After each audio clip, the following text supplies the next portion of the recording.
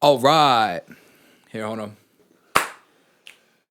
All right, what's going on, everybody?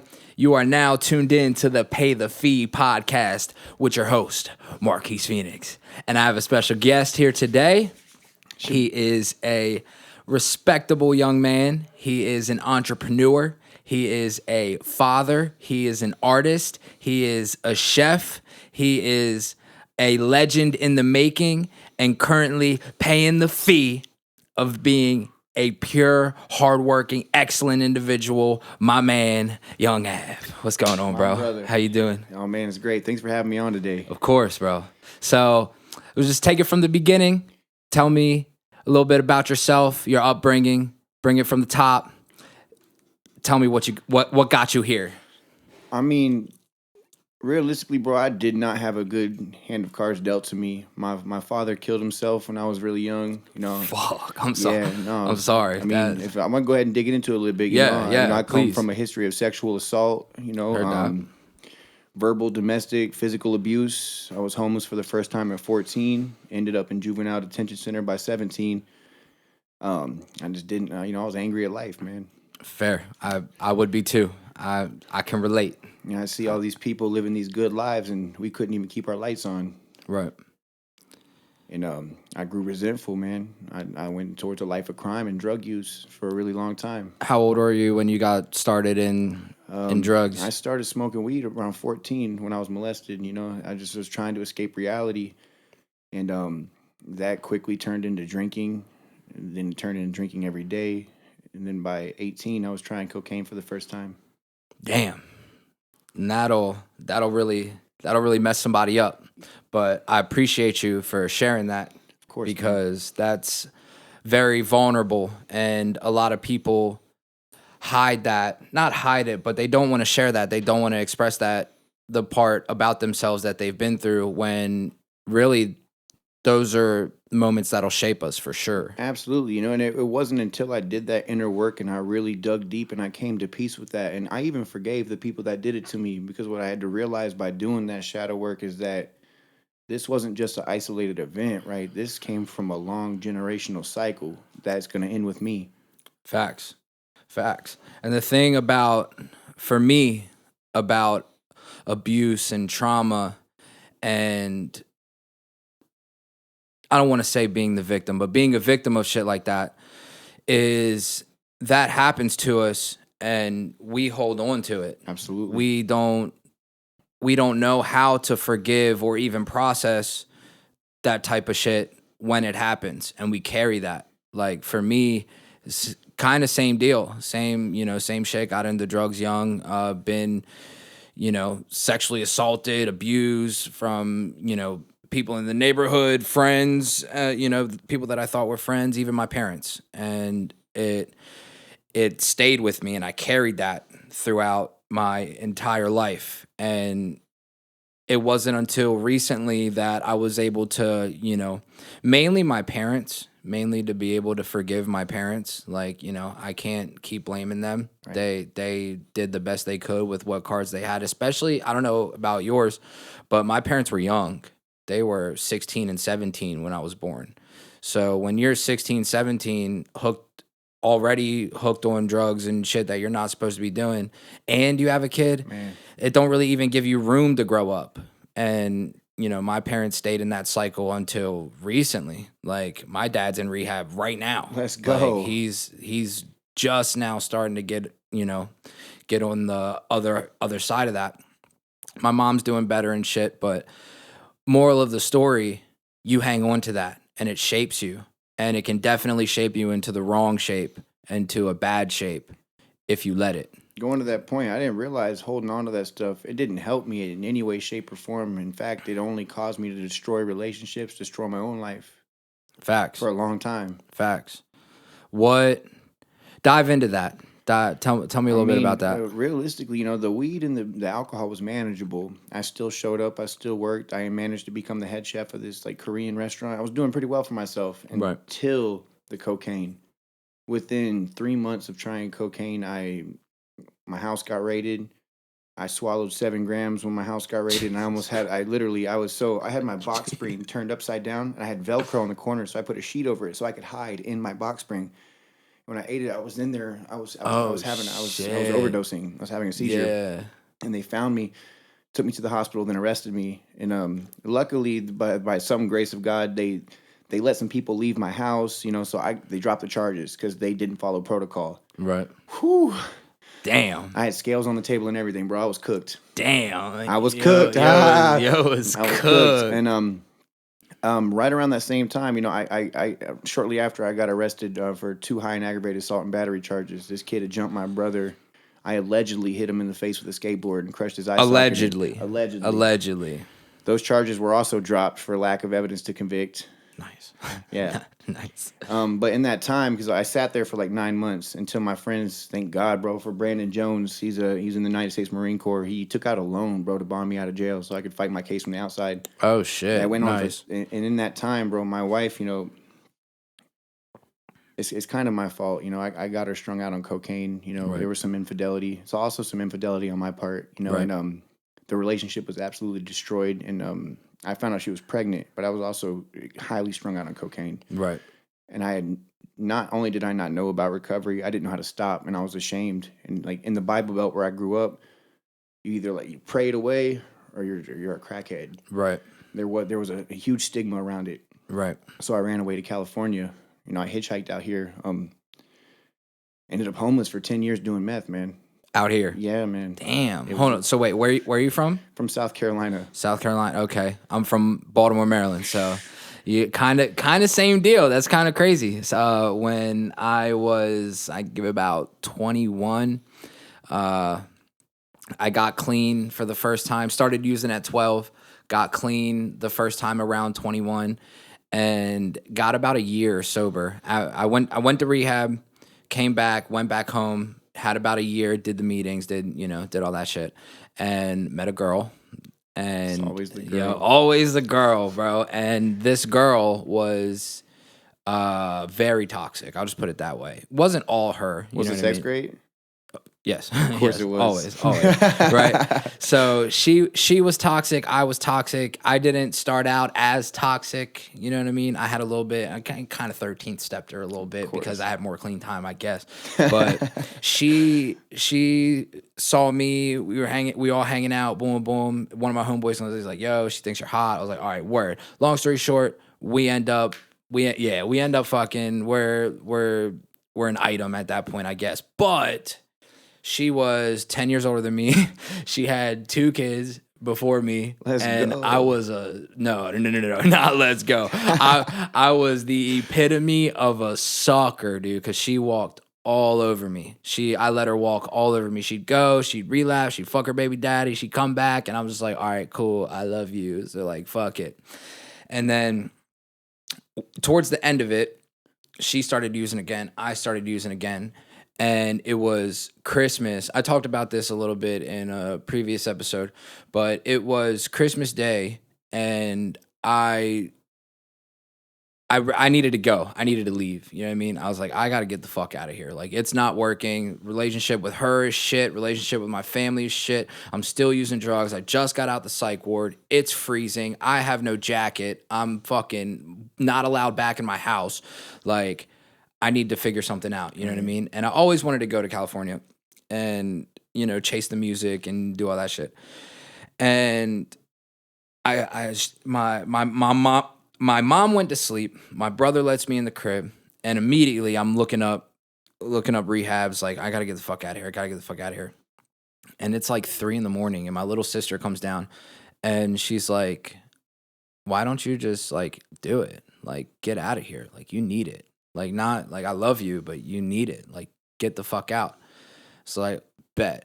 Boom. Found somebody who actually grew up with me back home, but she ended up out here working in a rehab, sober living, and all that shit. And got in contact with her, and she's like, yeah, if you get out here, I'll help you. Like, if you get out here, I'll help you. I was like, all right, cool. So I told my family on Christmas, I'm like, look, I'm going to rehab again, and I'm not coming back. And none of them believed me at first. And they're all right, oh, cool, whatever. Yeah, all right. Which one? Where are you going to? Shepherd Pratt? Are you going to Johns Hopkins? Or just name, different facilities around the city. And I'm like, no, I'm going to California. Like they could see it in my eyes, right? They were like, they could see it in my eyes that I was serious. And then everyone just like kind of broke down, started crying. Like my mom's crying, the girl's crying, I'm crying, all my brothers and sisters are crying, and it was like a whole shit show on Christmas. And then I had about $400 to my name.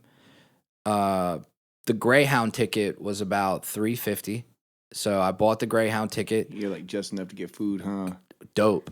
I didn't yeah, even get food. I told my brother, I'm like, bro, this is my little brother, by the way. My little brother, he had a car at the time. I didn't. And I was like, yo, I need you to take me somewhere. Don't ask. Boom. So we went, copped some dope, and I hopped on the Greyhound, never looked back, and came out here.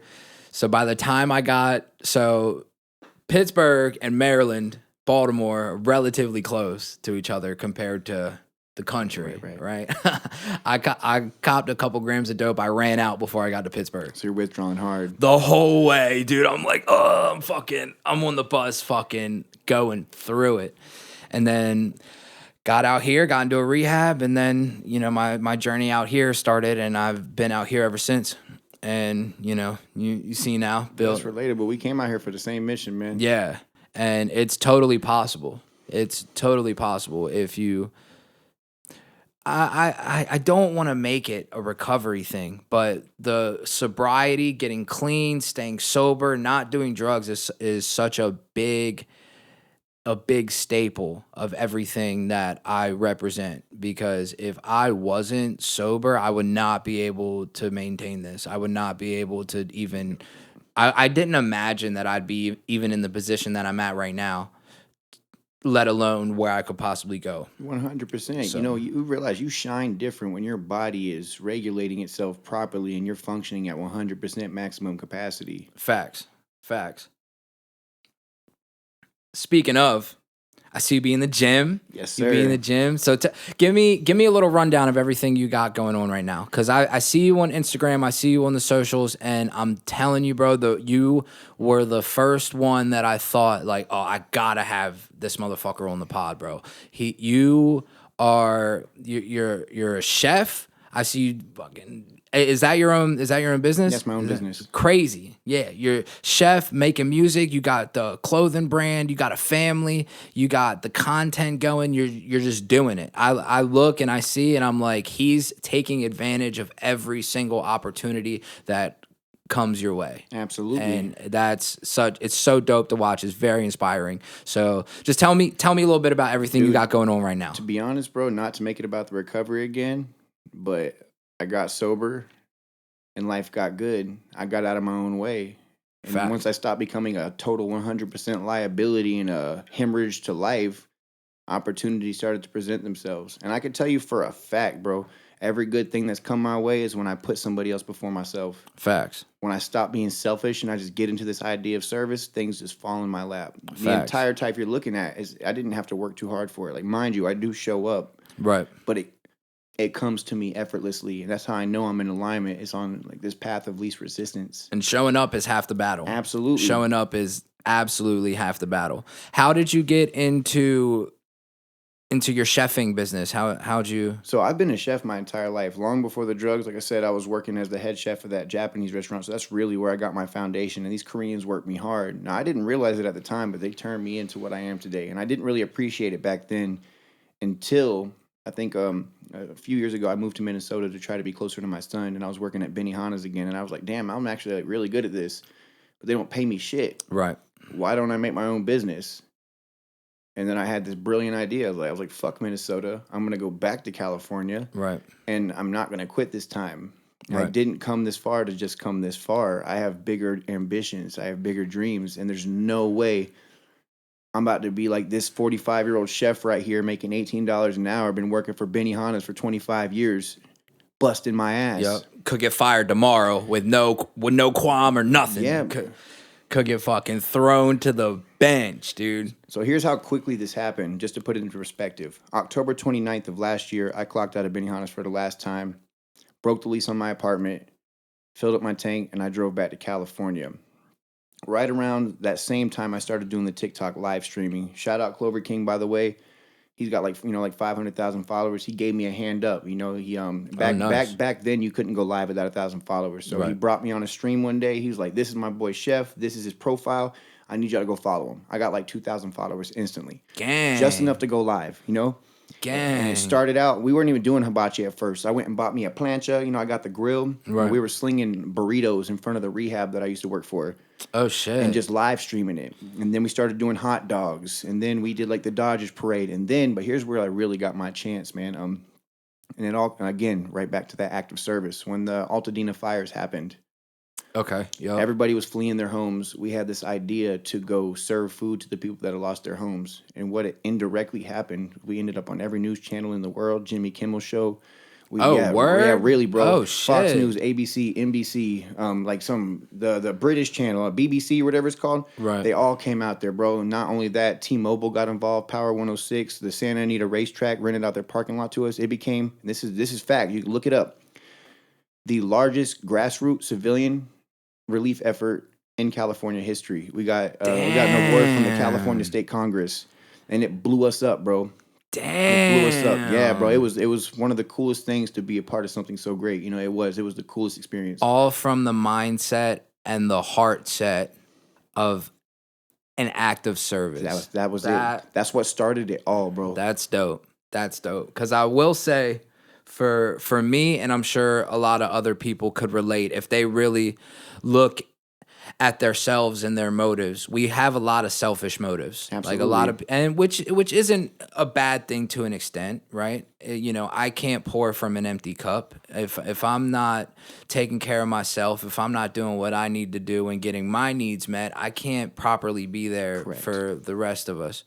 But the fact that I'm assuming you had that to a degree. Yeah. And you were able to put that aside, like, all right, I'm good. Let me help people that need it. So I strategically put myself in a position to not financially burden myself. Like, I'm still in the sober living. I was like, I could either afford an apartment, or I can pay little to nothing and pour all of this money I make into my business. Facts. Lower my standard of living. Yeah. For the future, Yeah. And I did that, and it paid off. Which is crucial. Which is very vital. See, I cannot relate on that. I made a mistake with that. Not a mistake, but a mistake financially with that. And I accumulated more and more and more, and my finances, my income did not keep up. Fortunately, by the grace of God and the higher powers that be, I'm able to still maintain it. I'm still able to do it, but I'm not really in a position to where I can downgrade and downsize for the sake of building, which again has its goods and bads. But the downsizing, what's the word? What was the word that you just said? What am I looking for? Strategic? Yeah, being strategic and having a lesser means of life, being able to live below, lower the standard of your lifestyle. Below your means. Yes, living below your means. There you go. Being able to live below your means is fucking crucial, magoosh, bro. Like, and the fact that you're able to do that and still keep doing that is an example, a living proof example of how you can set yourself up for success. Because a lot of people don't understand what you're doing now in this present day determines your future. Absolutely. Everything that we got right now is dictated by our past. Correct. And our past may have been shit, but it wasn't shit to an extent because it got us here. It molded us, and like we were saying earlier, it molded us and shaped us into being hardworking, into being a pure, hardworking, excellent individual. Absolutely. To where we can pay the fee. You know what I'm saying? So what's your chefing business doing now? How's that? Oh man, how's that going? Last year I must have cooked for about 80 families, and it started with a $500 grill and a dream, bro. Nice. That was it, and that's generated me over $25,000 last year, bro. Damn, Yeah, it was beautiful. gang. By yourself, By working for myself. yourself. That's Absolutely. the fucking goal, bro. Now, the money is not even nearly as valuable as the person I've become trying to become an entrepreneur. Right. I had to let go of self-doubt. I had to take an extremely big chance. I could have possibly lost my car and everything when I quit my job. Right. And I was highly afraid that when I came back out here that this dream could possibly flop. You Right. know, so it was all in or nothing. Then it not only did I accomplish what I came to do, dude, I was caught with a safety net, and the support I've gotten since then. Like I said, now that TikTok page is at 24,000 followers. We did that in a year. Jamming. Went to TikTok headquarters twice. Jamming. You know what I mean? And it started with a vision, bro. Jamming. Last year I was, bro, and that's so crazy. Literally 6 years ago, I was eating out of a trash can. Damn. Like, that's how bad it was. That's how bad it was, bro. Like bottom of the barrel be junkie, like that bro. sometimes. And a lot of people don't get it. A lot of people don't get it. Drugs make you do some retarded shit, Yo. bro. Drugs make you do some retarded shit. But hey, you got to. Not gonna lie, I've been there. I've eaten out of trash cans before. You know, you done spent your last money on some dope. Yup. You're fucking starving. No one to give you the food stamps to go get a 7-Eleven pizza. Oh, bro, sitting outside of 7-Eleven, can I have $1? Please. Nah, bro. Fuck all that. But nah, bro, again, it is inspiring what you're doing with everything you got going on. I appreciate it, bro. Of course. What are your goals for the chef and business? What are you trying to do with that? Well, so It's in the future. Also, not even in the future. So right now, I got 2 events lined up. I also do freelance work for a much larger catering company called Senior Hibachi. And they keep me busy. Like in between me trying to book my own events, he keeps Right. me busy, and it's still good money for what I do. For 2 hours of work, you know, you're walking away with $400. Y'all, shit, you hiring, I bro? swear to God, Shit. we are actually. We are. Shit. Yeah. I might have to pick that up. Hold up. It's a sick gig, bro. And like I found myself in a bunch of celebrities' homes. You know, just the doors that have opened, like Really? just by doing TikTok and just by showing up. I was in Really? Sierra Ramirez's house the other night. She's like this female actress out here in LA. Yeah. Cooking for her family, bro. And Oh, shit. we got it's crazy. Damn, that's dope. So the idea this year is to establish the LLC, get a I have a business called Sunday with a cold packaging facility in Idaho. What I'm thinking is not even what I'm thinking. What I'm going to do this year is get a shelf stable signature sauce. He's happens to be a executive chef for the owner of Target. It's Okay. like, mind you, bro, the doors that have opened have been crazy. Right. So that's corporate money. That's it's fucking different, white niggas yeah. in the suits. It's a different level of money. Yeah. So, but it's requiring me to show up differently. Right. So I've just the little things. I've consciously slowed down my voice, the way I talk, to make sure that I punctuate properly and that people could really understand what I'm saying. Right. Articulation. Absolutely. Articulation. That's on the cooking end. We just launched two separate collections for the clothing brand under the umbrella of Skater Gang, and we moved about 80 units just last week. Accumulating about Gang. $800 in sales. Fire. Yeah, it was sick, dude. $800 a week, bro. That by yourself. So the goal is to just scale up, Fire. and eventually hire people to do it. Let it Right. become passive income. Right. Scale and build the systems. Tell me a little bit about Skater Gang. How'd that come to fruition? Man. So Tell me from the jump. from the jump. All right. So back when I was 14, I was a diehard skater. I'm talking about back when you had to steal your sister's pants because they didn't even sell men's skinny jeans yet. Bro. Facts. You know what I mean? Facts. Yeah. Facts. And like I said, where I was from, if you weren't like a farmer or like a Marine, you were an outcast and you were constantly picked on. And these kids would come to the skate park and they would pick on the younger kids. And we fucked their ass up, bro. Right. Like Skaters Strong United, bro. Right. So then Skater Gang was born, and then it turned into this music thing, and then it turned into for a little bit like a criminal enterprise, low-key. Right. And as I got older, I don't know. Once I got sober again, I was like, dude, why did I let my dream die? Right. How could I let my dream die? And I felt like I owed it to my inner child to kind of bring that back. That's the only reason because mind you, I don't necessarily skateboard that much anymore, but I still grind. Right. Facts. Hey, even if you don't skate, you gotta grind. I still grind. You gotta grind. So Skater Gang means something different to me today. Right. It does. It comes from making something out of nothing. It comes from staying on that grind, to keep it moving, bro. Keep it pushing. Right. Again, very admirable, motivational, and it's amazing to see that you can take that idea, bring it to fruition, and bring joy and positivity to yourself and to others through your ideas. And given the fact that I don't think people really understand like the magnitude of coming from drug addiction. like it can really, it can kill you. It can kill you. And the fact that you came out of that and now you're building what you're building, bro. Salute, bro. One more time. Thank you. One more You time. know what's so beautiful about though, and this is what people don't understand about drug addicts. If, very big emphasis on the if, you can make it through that suffering, and you can get on the other side. What happens is you get this new perspective on life. The things that you used to take for granted, you can pull satisfaction out of the most simple things. Facts. And just be grateful. Facts. For the roof over your head, for that car, for that friend that you have that always shows up for you. Facts. You begin to appreciate life, and as a result, you show up differently for people. The community responds to you differently. You become a man of status. It's just a beautiful thing. Facts. What I really am still trying to learn is that the gratitude for the little things, right? I get so caught up in the day-to-day mundanity of life that I forget to really take a step back. Like, yo, I have a house, I have a car, I have the opportunity to make the music I want to. I have the opportunity to make music whenever I want to. Before, it was I had to write all my songs on my phone, listen to the beats in the headphone. Didn't even buy the beats, right? Facts. I had to buy your beat today. Right.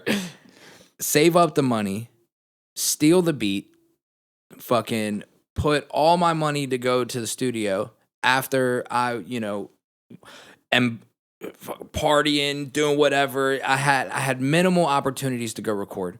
So I would go record and shout out Lineup Room in Baltimore City, Saratoga Street. They shout out Moose Jaw and Brandon Lackey. They were very pivotal to my early years. And I would go, I'd save up money. I'd give it about I'd save up like 300, right? And I'd get however many hours I could, 6, 8, 10, 12, whatever, however many hours I could get. And I'd write as many songs as I could, memorize them to the point to where I know what ad lib I want to say. One take. One fucking take, bro. Fucking. And I'd go in the booth, and I'd be in the booth damn near the entire time, minus the 1 to 2 hours at the end, so he could give me a rough mix, and then I'd go and release it. And that time in between of the studio and being able to record, it got longer. It got longer, fewer, far between visits of me at the studio because I was so caught up in my own shit. And all I wanted to do was make music. It's like, bro, if I just had my own setup, if I just was able to record at home, then I'd be set, bro. It'd be cash. And then now that I do have my own setup, now that I know how to open a DAW and be able to take an idea from nothing and to be able to bring it to life, some days I'm so grateful. Some days I'm just like, bro, I fucking did it. I can do it. And some days I'm like, oh, my ideas are shit anyway. I'm not even, what's the point? I'm not even gonna record. You know what I mean? But the fact that you mention gratitude is such an important cornerstone of who we are as people when you come from what we come from, that a lot of people overlook. That I see it even now today when I'm going to work, when I go to the gym, when I go to hang out with some homies, when I go pretty much every place in life, I see just that ungratefulness, the opposite of gratitude. Absolutely. You know what I mean? And it's like, bro, we could die tomorrow. We could really not be here, and we're gonna die soon. Not to be negative about it, but it's coming. The 80 years that we're projected to live is a minuscule blip in the span of time. So to sit here and not be grateful and to not have that mindset of I'm I'm going to take advantage of whatever opportunity comes my way. I'm going to show up for other people, and I'm going to be my best authentic self is a slap in the face to God. You know what I mean? Yeah, it is. Like, it's crazy. So, speaking of gratitude, I appreciate you having me on the podcast today. of course, bro. Appreciate you being the first guest, bro. We went ahead and brought you something. A word? Oh, gang, let's go. Yeah. Gifts? Yeah, bro. Gifts? So on that idea of gratitude, man. So this is our newest launch. It's that Ego Death. Okay. And the entirety of this brand is based around letting go of the things that don't serve you, living in compassion, living in gratitude. And a lot of the brand identity and the people on TikTok can tell you what draws people to me is the fact that I live a life of joy. You know, that is what draws people to me. It's just how happy I am, how thrilled I am to be alive. Right. In everything that I do. Which people can learn from. There's a lesson in that. Even if your circumstances aren't the best, it could always be worse. Oh, yeah. It could always be worse. So now that you actually, thank you again for this, by the way. This is very dope. Bro. This is very dope. If anybody deserves it, you do. Damn right. You heard the man. You know what I'm saying? I appreciate it, bro. Hold on 1 second. I'll put that bitch on right now. So tell me about Ego Death. How did you come up with the idea? What started it? How long has Ego Death been a thing? It's crazy. So I didn't even talk about it. So, you know, I've been like super anti-relationship like my whole life. I met a girl, Natalie.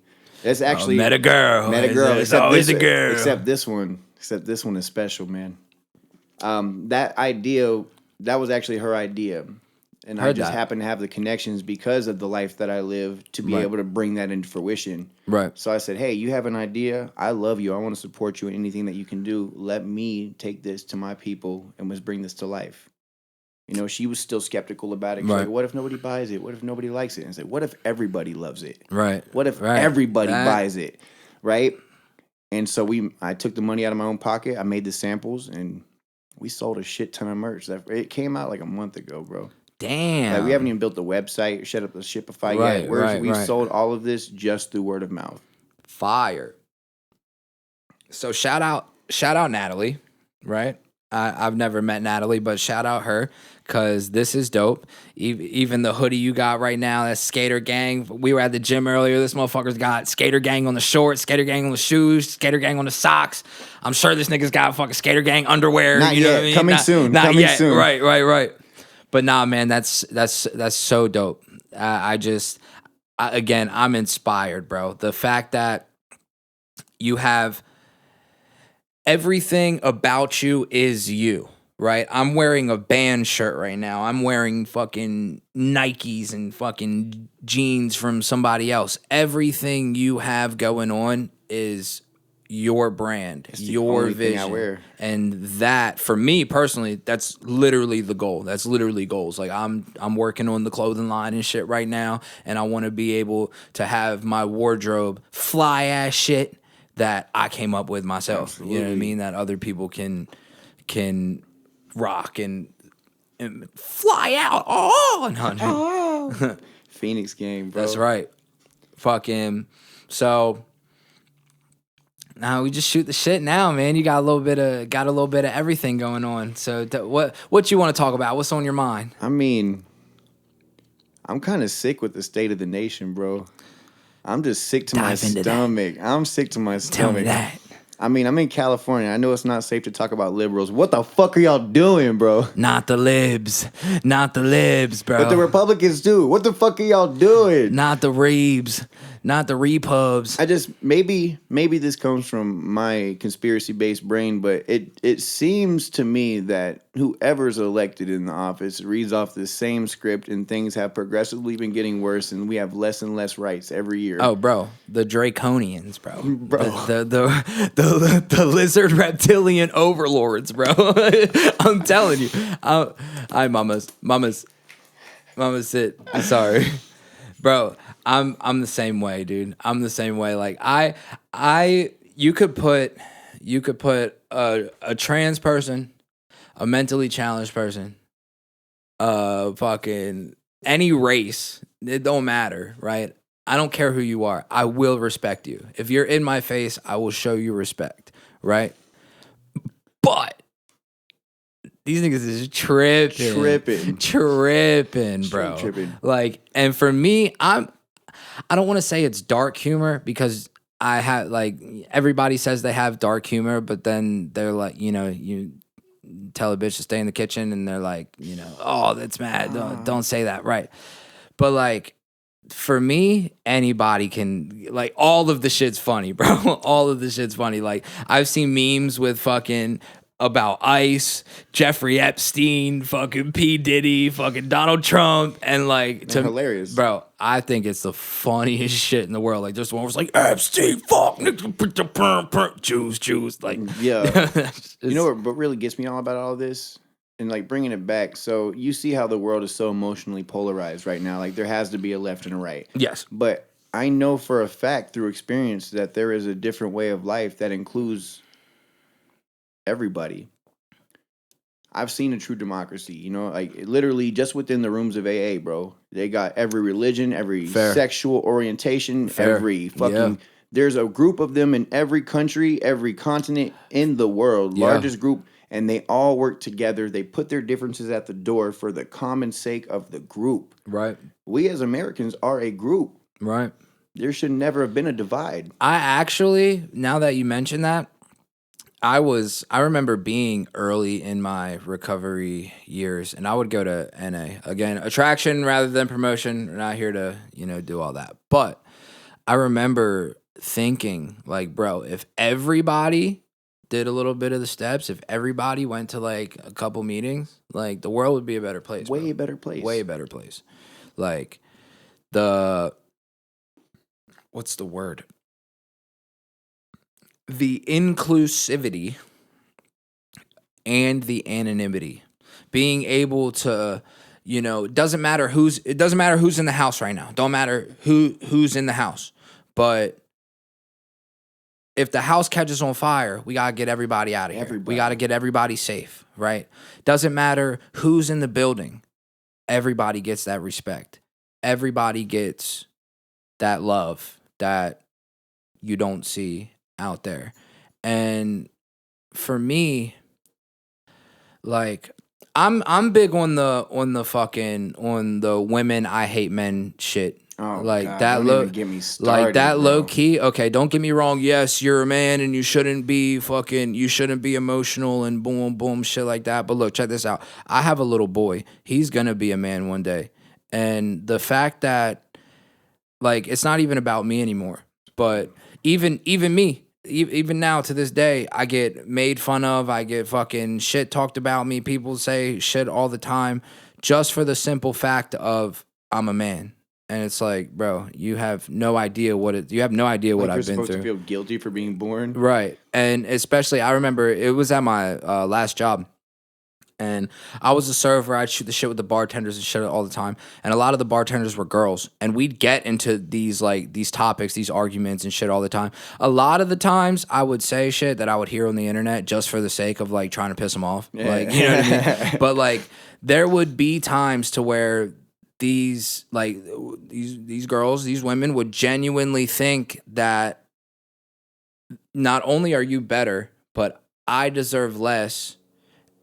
And I'm a disgrace as a human being just for the simple fact that I have a dick and balls.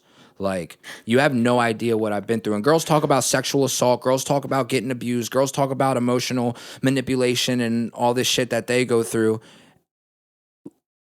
I've went through it too. I've been there too. I've been on the other side. I've been on the other side of that, to the point to where I could even say I'm man enough to say that I've been on both sides of it. I've been on both sides of abuse. I'm not going to sit here and say that I'm the only one. I'm not a victim. I'm not a victim. You know what I mean? When I was in that shit, you got it too, bitch. What do you mean? You know what I mean? Like, I'm not going to sit here and say, oh, well, this happened, blah, blah, blah. This happened to me. Like, I've been through and done a lot of things that I'm not proud of, and the abuse goes both ways. And I would hear things from women that they would talk about how they treated men, but that's okay because men, you're a man. It's cool. And that shit would low key irk my soul. I mean, That shit would it's piss been me known off. for a long time that is definitely not a two-way street. Not at all. Not at all. If a man did half the things that we were accused of, we would be in prison. Talk about it, man. Fucking like that. That would be the big. Yeah, that would Big be one the for biggest, me. Big one for me. 2 adults have consensual sex. Right. A child is conceived. Now, we could argue that the man should have used a condom. Right. We could also argue that the woman should have had a better choice in a provider. Right. How is it that a woman can completely bypass the father's want or desire to, abort that child, but Right. the man has no choice in the matter of being put on child support for 18 years? Right. That's a one-way street entirely. Woo! Don't get me started on that because yes, I understand. And I'm there, bro, right now. I'm there. Yeah. And like not only that, I come from that. I remember hearing stories and shit about when I was young, and my mom actually, when I was growing up, she would demonize my dad.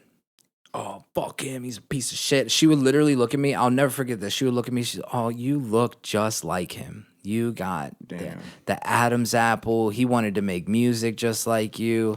You got the same mannerisms. You have the same. You talk the same as him. You were spitting image of your father. Did that make her mad? In the same breath. Oh. I hate that man. If I ever see him, I'm gonna fucking kill him. How'd that make you feel? Oh, bro, I'm like that just confused. Like I'm speechless. Right, like, do you hate me? Right, Mom. Like, bro, relax. You know what I mean? And she would tell me that all the time. Now, this isn't to bash my mom. Love my mom. We're on good terms now. But she would say shit like that when I was young. And whole time, come to find out, he was 17, right? He was hooked on drugs already. 17. So there's a lot more context to it. There way more context that I didn't even know. Not only that I didn't understand, but I didn't even have that information yet. So as I got older and I found that out, it's like, it makes sense. Like, yes, she tried to keep me away from you and keep you away from me, and she succeeded. But there was a reason. But I still wanted to find that out myself. But because I didn't, you weren't allowed to see me, so you end up driving yourself even deeper. And I think back, and I'm like, sorry. I think back, and I think about it, and I'm like, if I had a kid when I was 17, me right now, oh, bro, nah, it would not be the situation I have right now. It would be the cycle would have continued. I'd have wound up fucking a bunch of other bitches. I'd have been on drugs still. I was on drugs at 17. She would have kept the baby away from me. It'd have been the same fucking shit, right? So I understand it, but there was still part of me that like, I want to know my dad. I want to know my dad. Of course. And, I still don't really know him too well, but I'll text him from time to time and I'll show him, pictures of the family and shit. But it didn't have to be that way. And I understand now why my mom did it. But the mental game of, oh, you look just like him, but I hate him, unnecessary, right? And to go back into your point of that one-way street, right? Women only want that one-way street when it's convenient for them. When it's convenient for them, right? Now, from what I've seen, right? From what I see, and this doesn't, I don't really want to say this shit applies with my girl because my girl's not really like that. Like, put that into context. It does not apply to all women. Yeah, it does not apply to all women. And I'm not even just saying that because it's my girl. Like, we got a good thing going. She knows she's stay-at-home mom and she wants to be. I don't force her. I'm not like, stay at home in the kitchen, bitch. Like, I'm not like that. But we came to an agreement that she's not working until the boy can talk. When the boy can construct a complete sentence and he's able to communicate how his day was, then we can send him off. That's fair. But I'm like, yeah. So right now, I'm sole protector provider. Boom, boom, boom. She stays at home. She can go out with her friends when she wants to, but she makes the right decision of going out and hanging out with other parents and hanging out with other parents with small children. She's not going out and fucking club hopping and shit. Trustworthy. Which I see, all the time. Bitches have kids and then they'll just send the kids to the grandparents and go out and still do the same dumbass shit that got them pregnant by the nigga that didn't want to get them pregnant in the first place. You know what I'm saying? Preach. Like it don't even make no sense. And that double standard and that one-way street, they only want it when it's convenient for them. You know what I mean? And like it's like that idea of we have certain roles and men are supposed to do one thing and women are supposed to do one thing has been a fucking biological standard for a reason. And the whole feminism, the whole bad bitch and boss bitch and blah, blah, blah, all that shit. Like, don't get me wrong. To a degree, all for it. Get your money, boo. You know what I mean? But, like, to an extent, shut up. No. like, no. You know what I mean? Like, it's safe to say, man. And shout out to all the amazing women out there. Shout out to all the people that haven't found their way yet. And I'm going to show you a little compassion right now. I don't care where you're at in life. There's no such thing as self-sufficient. We all need each other. Facts. And that's another thing too. I'll get to talking and I would have these conversations with the girls at the bar that I worked at. They'd be like, "Oh, you hate women." I actually don't. I actually love women so much. Y'all just say some retarded shit sometimes. Like my mom who raised me, granted, again, I could say all the shit that I want about her, but she raised me and 4 other kids by herself. Solid. Right? My favorite person in the entire world, my grandmother, a woman, right? Another one, my baby sister. All my sisters, but my baby sister in particular, a girl. She's going to be a woman one day. You know what I mean? Like, and the thing about that is, and this is a more positive, more empowering way for me to say this, but women don't understand the power that they have. Women don't understand the influence that they have on men. Divine right? feminine energy, bro. Bro, crazy, right? Everything that we ever do is for women. Absolutely. Right? Even the macho fucking red pill. I need 20 bitches in my fucking harem, in my concubine. I need 7. Like Solomon, even in the Bible, conquered the world for the women. Bathsheba. And for me, well, here's what I'm gonna say. I've been beaten up. I've been molested. I've been in jail. I've been robbed. I've been fucking stabbed. I've been shot at. I've had all these things happen to me in life, but none of them have ever affected me. I've overdosed. I've died. I've fucking been in car wrecks. All the bad shit that's ever happened to me, none of that will ever hold any weight compared to the heartbreaks I've been through. None of them, because I've loved those women so much that the idea and the process of losing them completely altered my physiology as a human. Like it completely changed who I was as a man. And like, as much as like, I'll put it another way.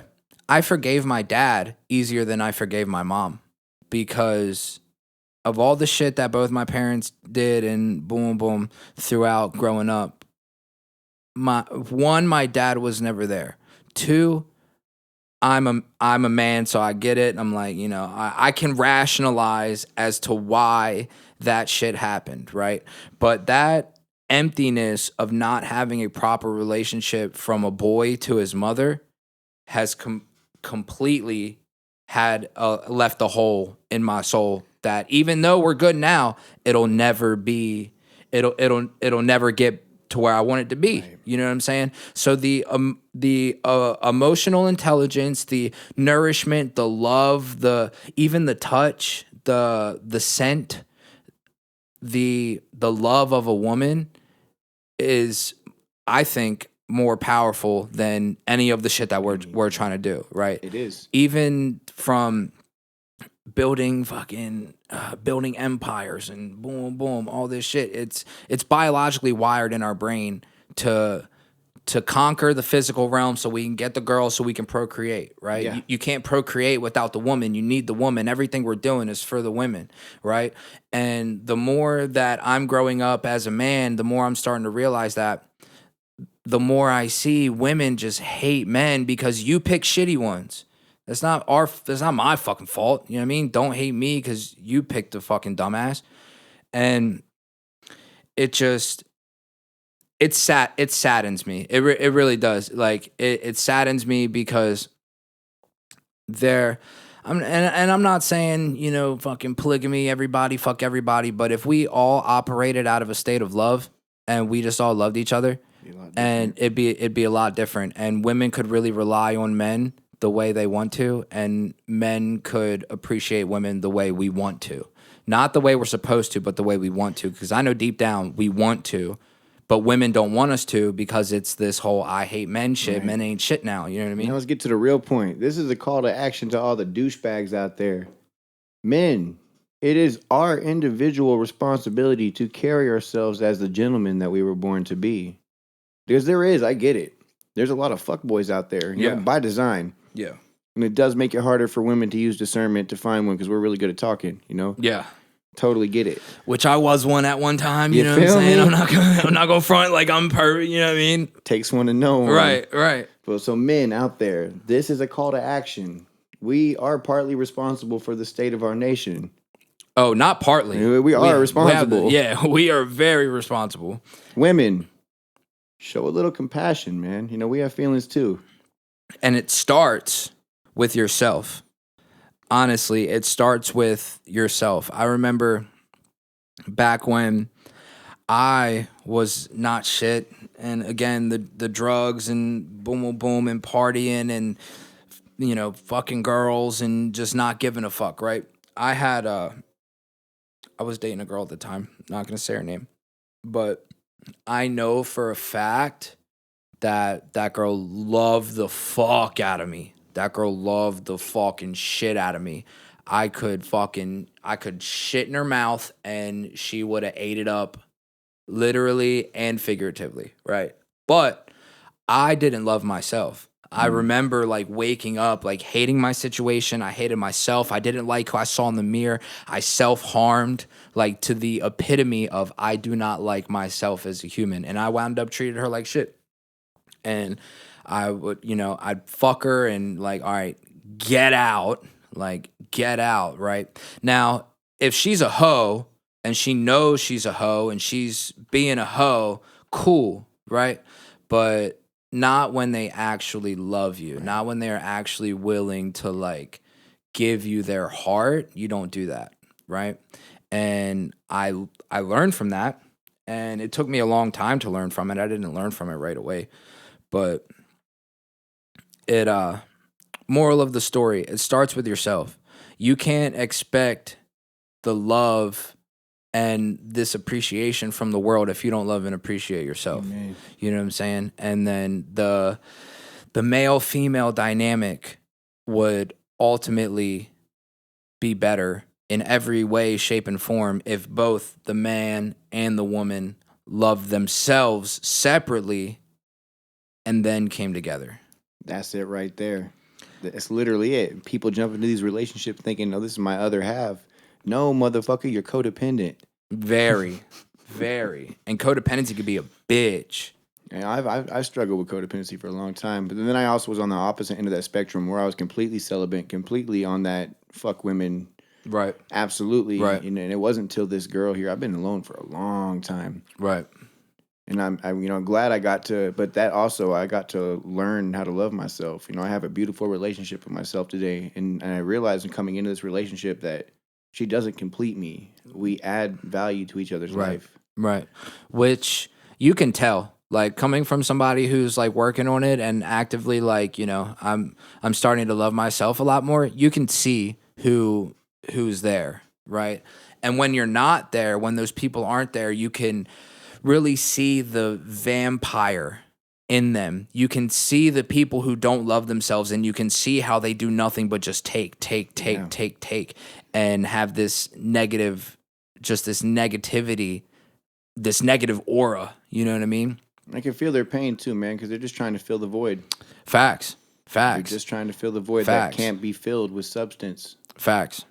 And that's really what we're all trying to do. You know what I'm saying? Once the void, you know what I mean? Like, yeah, once that sometimes void is filled. Yeah, sometimes you can't fill that void though. Like, sometimes there are voids that just are unfillable, and you have to.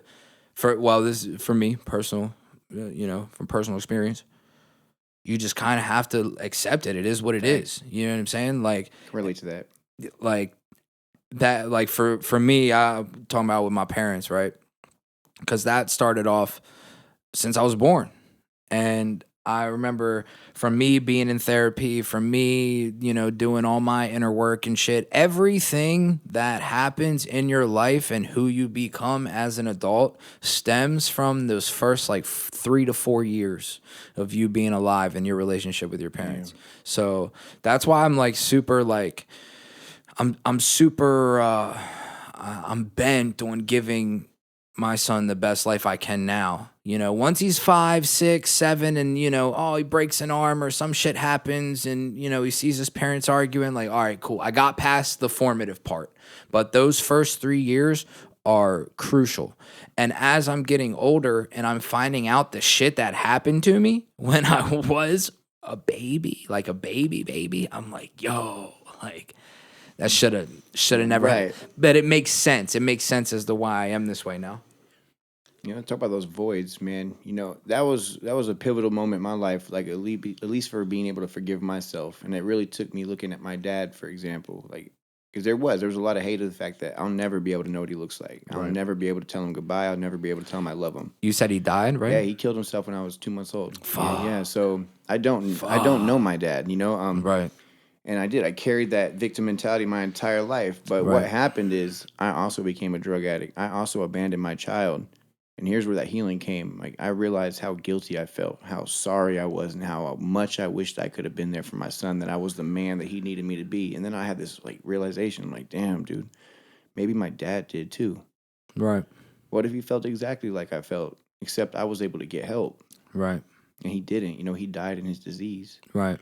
And as soon as I was able to forgive him, I was able to forgive myself and accept and meet myself exactly where I was at, bro. And that's where the work started. Right there. Like, I dug myself. Right. That was the hole. That was that void. I couldn't. You're right. I can't fill it. But you can make peace with it. Right. And that's the kit and caboodle of the kick and caboodle of being able to make that progress. Because I have the same deal. Even with like when I left Maryland to come out here, the girl I was with at the time, I was only with her for a year, bro, and it took about 5 to really get over that. Like, not even get over it. It's like, oh, I want to be, but like to where I didn't have dreams about the bitch. Like, even, and no disrespect to my girl now. Like, love her to death. She's literally the mother of my kid. I love her. But when we first got together, even for like the first like 2 years, bro, I would literally have nightmare dreams with my ex in them. I wasn't talking to her. We have each other blocked. I didn't want nothing to do with her, right? And before that, I was single for about 4 years.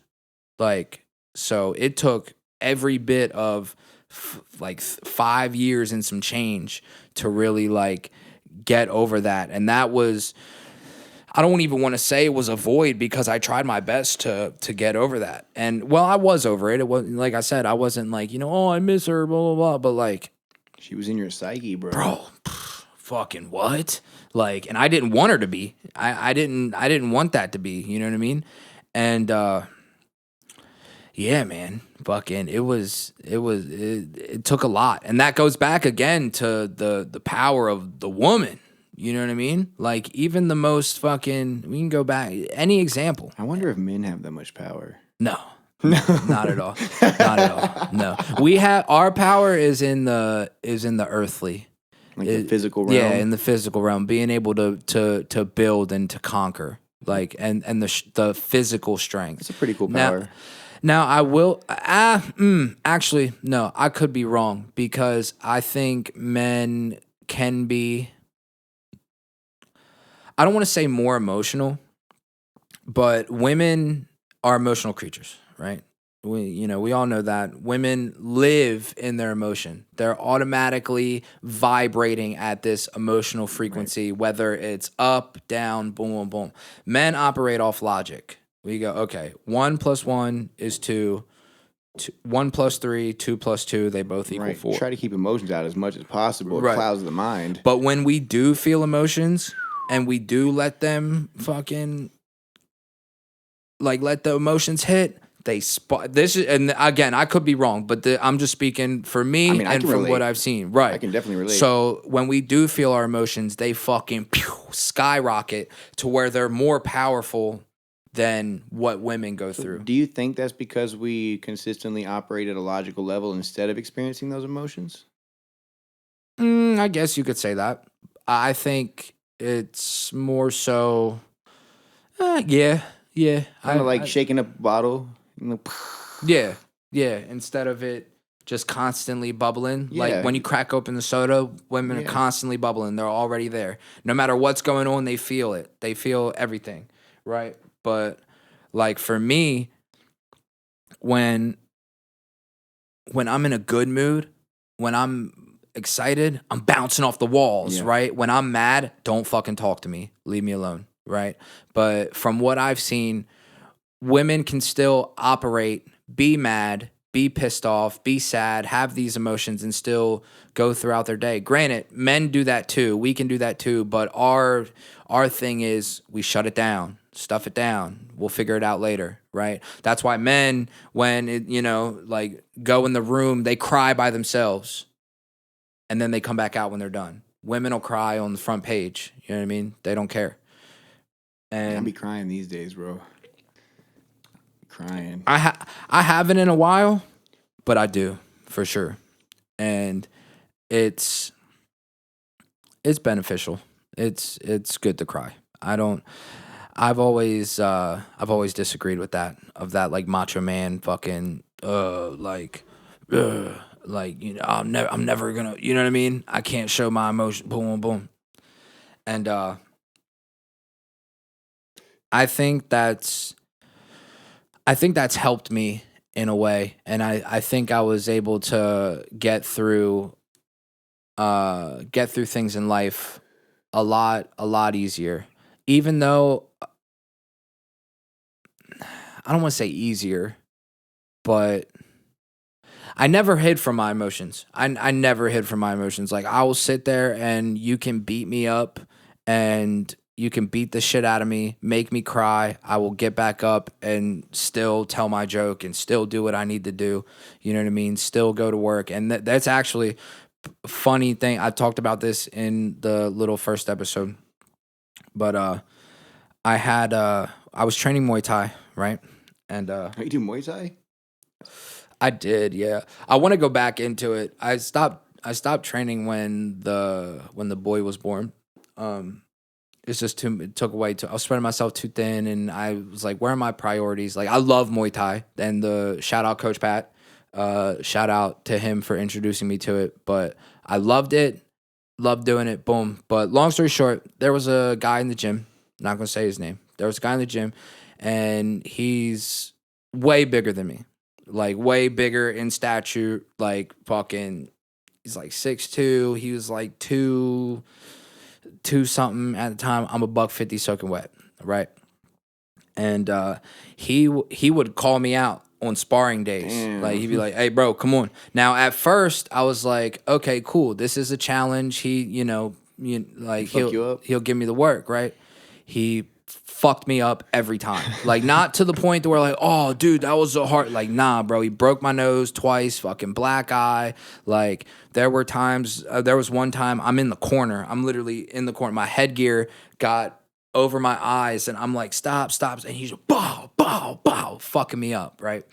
The last one, which was a catalyst of like why I stopped going, we're sparring, boom, boom. And as we're sparring, I started to get better because I was there for about like a year, right? And was able to like kind of keep up with him. I'm dodging his shit. I'm throwing shit back. I'm like, all right, cool. And then we get to going. We get a little bit too into it. And then I throw a overhand, boom. As I'm throwing the overhand, he throws an uppercut and fucking boom. And I'm knocked out. I'm on the ground. And mind you, he's put me down. Like, I'm on the ground, lying there, like, multiple times, right? So I'm in my head like, oh, this nigga has a vendetta against me for sure. And on that last one, I get back up. My nose is broke. I'm gushing blood. Fucking, and we still had to go through the rest of the workout. Like, we still had the rest of class to go through, to do all the abs and the conditioning at the end, right? And the entire time, all I wanted to do was cry. Like, and mind you, I'm 30. Like, I was literally 29 when this happened. Like, I'm a grown man, and I haven't wanted to cry that bad in a long time. Like, in a long time. So I didn't at the time because I was I was around, that masculine energy. I'm in the gym. I'm in the fight gym. You know what I mean? But I remember I went home, and on that drive home, I definitely cried it out. You know what I mean? And I came to terms with it, and I'm like, all right, cool. I'm not gonna get this nigga to like me. Like, I'm not gonna be friends with this dude. So I'm just like, what are you gonna do? You gonna keep going and keep doing this? Where you gonna keep sparring him? You gonna not go?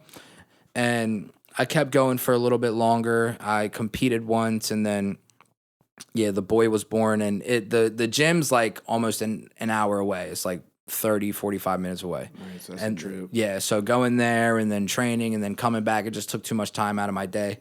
And I stopped going. But moral of the story, I wanted to cry really bad and I didn't, right?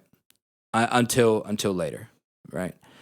And another time, my dog died, right? So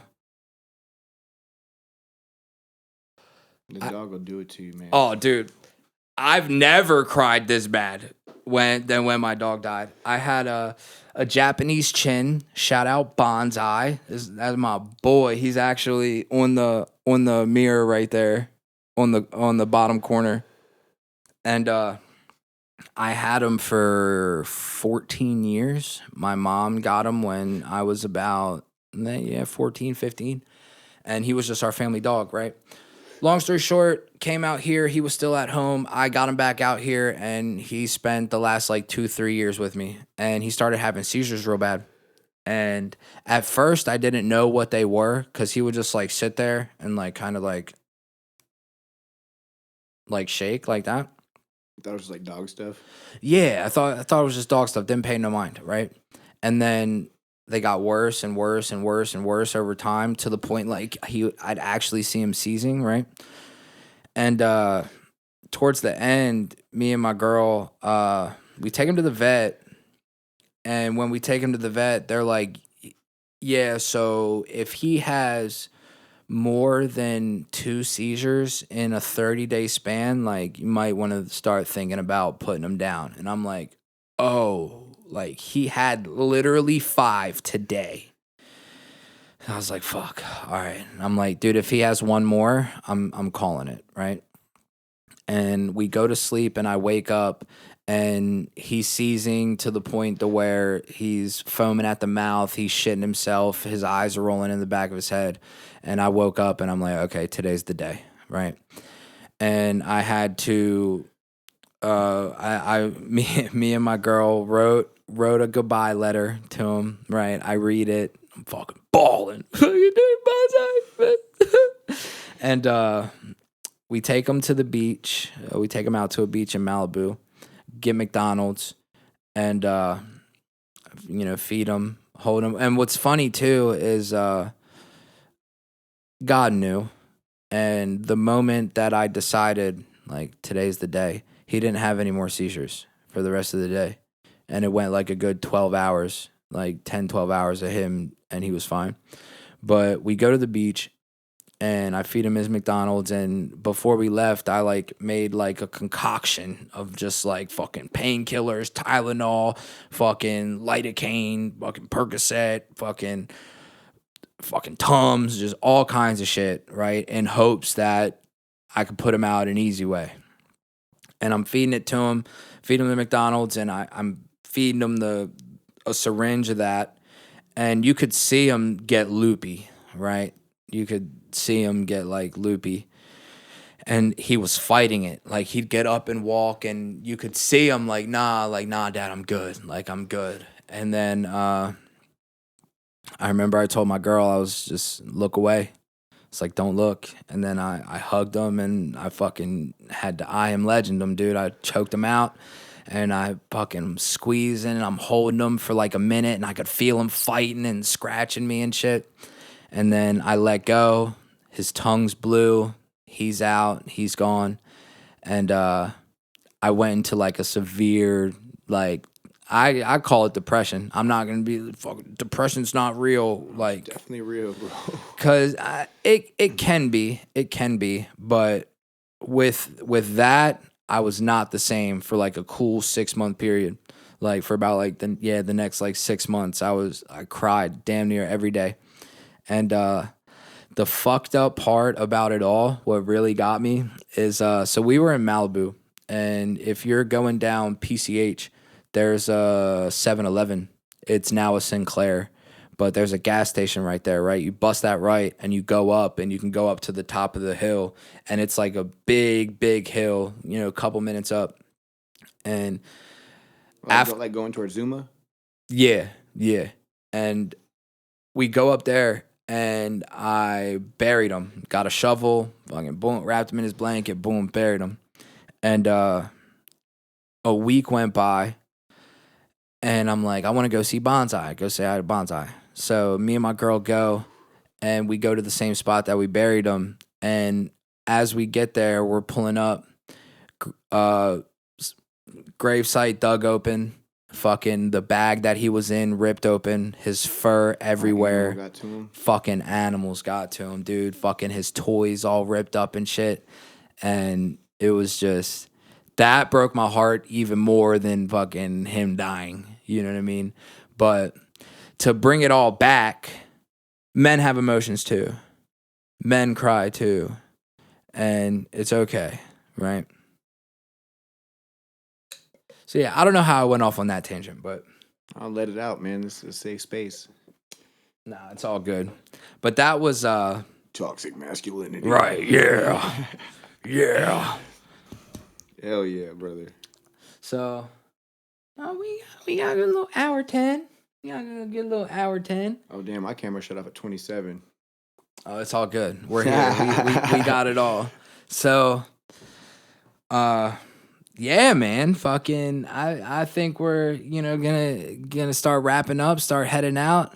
Again, tell us, give us one more rundown about Young Ave, everything he's got going on. You know what I mean? All right, man. So I'm definitely headed towards success if I'm not already there. It really depends on what your perception of success is. The catering business is alive and thriving. That's right. It's only opportunity from here. That's I've already been at the bottom. I've made the decision to turn my life around, and I can guarantee you there's nothing that's going to be put in my path that's going to prevent me from reaching my destination. That's right. That's right. So where can we follow you? Where can we find out about you? So you can find me on Instagram. It's Young Ave 1111. On TikTok, it's Chef Young Ave 1111. Tap into the live. Tap into the live. We out here. And this is Pay the Fee podcast with your boy, Marquise Phoenix. Thank you all for tuning in. Thank you to anybody who listens and watches. Feel free to smash that like button and subscribe. We flying out. Oh! Thanks for having me, Of bro. course, bro. Thank you for showing up. Thank you for coming on the podcast and giving us a little bit about yourself. You're definitely a pure, hardworking, excellent individual, and I'm very happy to have you on. So thank you. I wish you the best, and I hope that the success that you're looking for finds you quicker than you can find it. You know what I mean? Fingers crossed, man. Divine timing. That's right.